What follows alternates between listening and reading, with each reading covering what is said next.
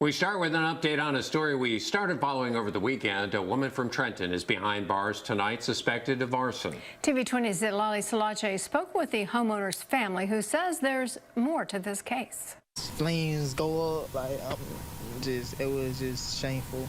A house fire in Trenton turned into an arson investigation. Police in Trenton arrested 65-year-old Pamela Tucker, who admitted to setting a home on fire. Officials say Tucker lived in the home with her boyfriend, the homeowner. I couldn't believe what was going on to start out with. I couldn't believe what I was hearing. I mean, it sounded like guns going off, windows popping out. You know what I mean? Pow, pow, pow.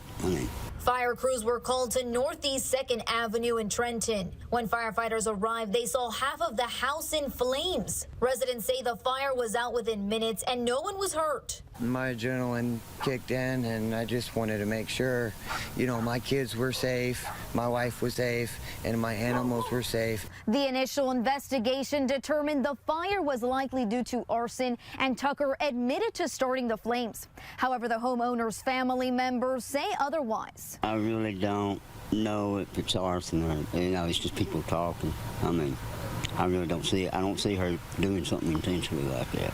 The homeowner's family says Tucker is mentally ill and the fire was an accident. Tucker was booked into the Gilchrist County Jail. Her bond is at $500,000. Family members say the fire destroyed everything, but they're lucky to be alive. I've been there before and had to start over. It's not easy, but I know they can do it. They're pretty strong. Police and the state fire marshal are investigating the case.